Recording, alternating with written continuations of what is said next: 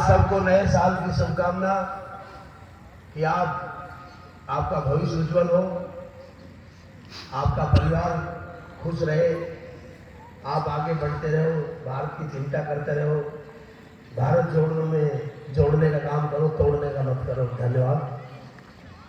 रवि जी, आज इस प्रोग्राम की मुख्य अतिथि हमारे जिले में प्रोफेशनल IAS रिया डाबी जी,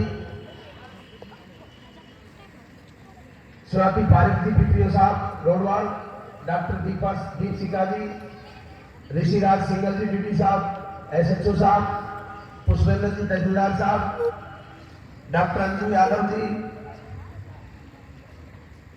जिला प्रशासन महिला अधिकारी विभाग के सभी अधिकारी, राजीव गांधी महिला स्थानीय साहिका आंगनबाड़ी की महिला और आशा सुमन जो बेटी बचाओ बेटी पढ़ाओ के हमारे प्रधान जी की बेटी है, जो पूरे जिले का जिम्मेदारी ली है, सभी सरपंच साहब और स्कूल के संस्थापक भाई अमिलाल जी और सुजान सिंह जी, जो बड़े अच्छे स्कूल में अच्छा प्रोग्राम आयोजित किया, सम्मानित प्रशासन और मंच पर बैठी सभी महिलाएं, मैं सबका हार्दिक स्वागत करता हूं। कि मेरा तहसील नीमराना में रहने वाला हूं, मेरा गांव भी नीमराना तहसील में पड़ता है, तो मेरा फर्ज बनता है जिले से जो भी अधिकारी आए हमारे इलाके का मैं हार्दिक स्वागत करता हूं, हार्दिक अभिनंदन करता हूं। मैं तो इसलिए आपको कहने के लिए आया हूं, प्रोग्राम आज बहुत ही महिला के मामले में जो सरकार ने, हमारे कलेक्टर साहब ने जो अभियान चलाया है महिला चौपाल, इससे अपने को बहुत कुछ सीखना है। एक तो घूंघट प्रथा के मैं बड़ा खिलाफ हूं। जो महिला घूंघट अगर घर से बाहर काम करना चाहती घूंघट निकालती है, वो विकास की ओर नहीं है, वो अपने परिवार को गड्ढे में ले जा रही है। जब विचारों की लड़ाई है, विचारों के लिए कोई काम कर रहे हैं अपन। महिला चौपाल का पर्पज भी यही है कि एक दूसरे से संवाद करें, बात करें, लड़का लड़की को भेद ना समझें, जो अपने समाज में बुराइयां हैं उनको दूर करने के लिए ये सब कुछ प्रोग्राम सरकारें चला रही है। आज आपके सामने ये मंच पर बैठी हैं, इनकी बड़ी बहन भी IAS है, टीना डाबी, जो अपने राजस्थान में कलेक्टर लग रही है। छोटी बहन भी 10 दिन 2-4 महीने बाद कलेक्टर लग जाएगी। तो नकल करो, नकल में अकल की जरूरत है ना। आप अपनी जिंदगी के बारे में सोचो। ये घूंघट चौका बर्तन तो चलते रहेंगे, इस जिंदगी से बाहर निकल करके आप एक अच्छे संवाद से अच्छे जीवन को जीने की आप नारी चौपाल के माध्यम से सरपंच बनाते हैं, प्रतिनिधि बनाते हैं, नौकरी में आज महिलाओं का आरक्षण है। इस बात का संकेत है कि आप आने वाली पीढ़ी को अपने बेटा बेटी में, आज पहले जितने भी चलते थे बेटी को लोग पसंद नहीं करते थे, बेटे को ही मानते थे, परंतु जितनी भी महिला मेरे सामने बैठी कोई कह सकती है कि कोई हाथ खड़ा करके मुझे बता दे किसी के बेटे का फोन आया कि मां रोटी खाई नहीं खाई। बेटी का तो सबके पास आया होगा, पर तुम में से कोई हाथ खड़ा करके मुझे ये बता दे कि मेरे छोरे ने पूछी मां रोटी खाई ना खाई। घर वाले को पूछ लिया होगा रोटी खाई नहीं खाई, पर मां से नहीं पूछा। बेटी में ये अंतर है। मेरी बेटी भी अमेरिका में डॉक्टर है, रेडियोलॉजिस्ट की, तो नई साल में बेटी का ही फोन आ रहा, बेटे का तो अभी तक भी नहीं आया, 3 दिन हो गए। मेरा कहने का मतलब यह है कि जो भावनाओं के साथ, एक तो जिंदगी में छल कपट की जिंदगी मत जियो। जो किसी को कहना मुंह पर कहो, वो 2 मिनट बुरा लगेगा।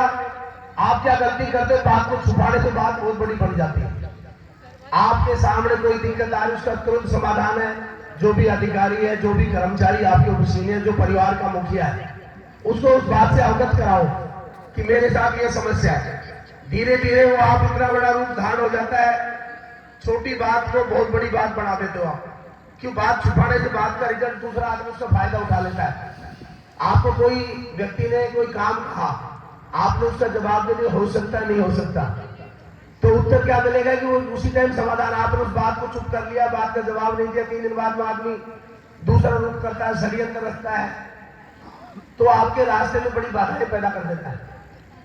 तो मेरा तो आपसे अनुरोध है, इस नारी चौपाल में महिलाओं का प्रोग्राम है, हम तो आपसे कुछ सीखने आए हैं।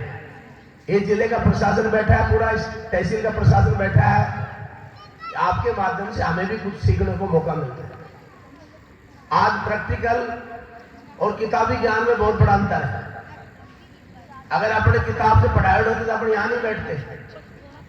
आपको फिजिकल ट्रेनिंग जरूरी है शरीर के अंदर। जब तक आप प्रैक्टिकल काम नहीं कर लोगे तब तक आपको पता नहीं चल रहा सुई धागा क्या होता है, मशीन क्या होती है, खेती क्या होती है, फसल क्या होती है, लावणी क्या होती है, घर का चौका बर्तन क्या होता है, सब्जी कैसे बनती है, सब माँ बाप अपने को सिखाते हैं। तो आपको इस चौपाल के माध्यम से गांव में अगर एक महिला 10 महिलाओं को भी सुधारती है, 10 महिलाओं की मदद करती है, 5 की करती है। पहले कहते थे अपने को सुधारो, विश्व का सुधार है। अगर मैं अपनी गंदगी को, ये डस्टबिन मेरे हाथ में, मैं इसको यहां डाल के चला गया तो मेरा सुधार नहीं है। इसको मैं जेब में डाल के कहीं डस्टबिन जाएगी वहां डाल दूंगा तो मैं अपने आप को सुधार रहा हूं, 2 आदमी की जरूरत नहीं पड़ेगी।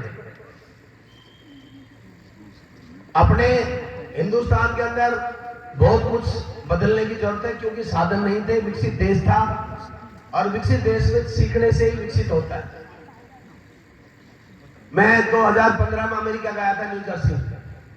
मैं रात को उतरा इंडिया का, मेरे आदत भी जाते मैंने 9 नंबर पर टेलीफोन लगाया होटल में, भाई वेटर को भेजना। तो उसने कहा जी नो वेटर। मैं दोबारा फोन किया तो मुझे आधी अंग्रेजी आती, आधी हिंदी। मैंने कहा प्लीज वेटर, बोलो नो वेटर।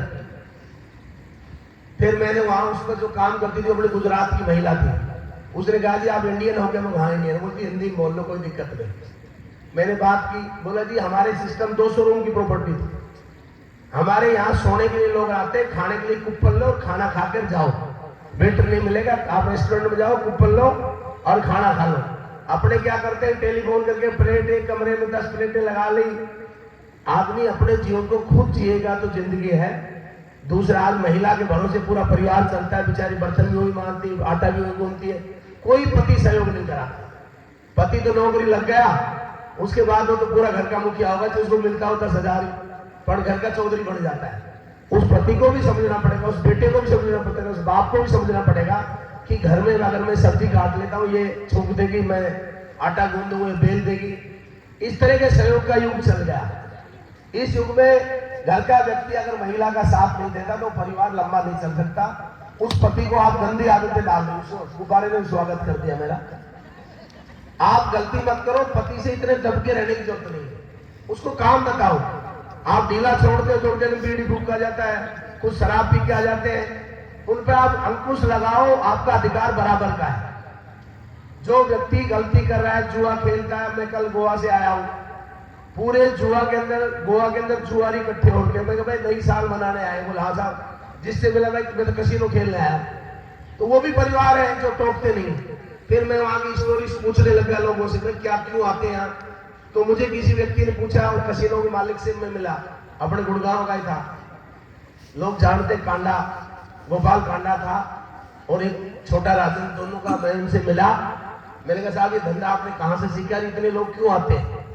तो उसने कहा साहब इस समुद्र के अंदर 19 आदमी सुसाइड किया है, जहां सिर्फ खड़ा था वहां कसीनो जो चलता पानी में चलता है, उसका लाइसेंस पानी में मिलता है, पानी से बाहर नहीं मिलता। तो बोला कि 19 आदमी ने सुसाइड किया जो 100-200 करोड़ के लोग थे। मैंने कहा क्यों मर गए ये लोग? बोले एक डेड बॉडी मिली अभी तक, वो भी जहाज के अंदर फंस गई, इसलिए मिल गई नहीं, समुद्र के अंदर सुसाइड किया, आज तक 18 व्यक्ति की लाश नहीं मिली। मैंने कहा क्यों मरे? बोले जुआ खेलते थे, जुआ में हार के सुसाइड कर लिया, मोटा 100-200 करोड़ रुपए हार के। तो मेरा मतलब है कि उनके परिवारों में बंदिश नहीं थी। फिर मैं कसीनो में अंदर गया तो देखा तो महिला भी, कुछ परिवार अपनी पत्नी को साथ लेकर जुआ खेल रहे थे, पति पत्नी दोनों खेल रहे थे। भाई आपने तो उनको छेड़ने का उद्देश्य तो था नहीं, क्यों पूछे मैं क्यों खेल रहे हो? पर एक विकलांग व्यक्ति मुझे मिल गया जो रेडी से चल रहा था, उसकी पत्नी उसके साथ थी, साउथ इंडिया का था, केरला का। मैंने पूछा भाई आप क्यों विकलांग, आपकी इनकम का स्रोत क्या है? बोले जी मेरी दुकान है, मैं तो खेलता हूँ, हारता नहीं, मैं जिस पर हाथ रखता हूँ जीतता हूँ। मैंने कहा भगवान ने तेरे को बड़ी सजा दे रही कि विकलांग चल तू नहीं पा रहा, फिर तू जुआ खेल रहा है, इससे बड़ा अपराध क्या होगा? वो उसकी बीबी ने कहा साहब हमें डिस्टर्ब मत करो आप। मैं चुप रहेगा और क्या बोलता।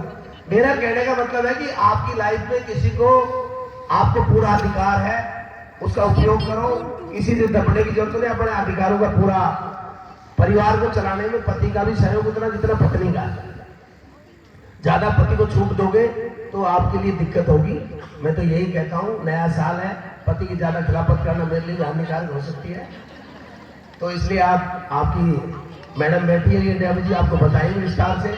इन्होंने अपनी जिंदगी से तजुर्बा लो कि अपनी मंजिल छू कर इनके माँ बाप ने इनको क्या शिक्षा दी तो आज ये अधिकारी बनी है। आप भी अपने बच्चों को ऐसी शिक्षा दो ताकि आपके बच्चे सफल हों, आपकी बच्चियां सफल हों। और मैं मेरी तरफ से आपको ढेर सारी शुभकामनाएं, आयोजकों को, प्रशासन को और सभी को मैं धन्यवाद देता हूं। इस तरह का आयोजन आप चला रहे हो, इससे बहुत कुछ सीखने को मिलता है। इसी बात को मैं अपनी वाणी को विराम देता हूं। धन्यवाद। जय भारत। राम राम साहब। बहुत बहुत धन्यवाद सर। समाज विकसित ही हो जाए, सोच बदल ही जाए अगर सभी की सोच आपके जैसे हो। हमारे honourable chairman sir mister Amilal Yadav ji के द्वारा भेंट समर्पित की जा रही है। नारी चौपाल कार्यक्रम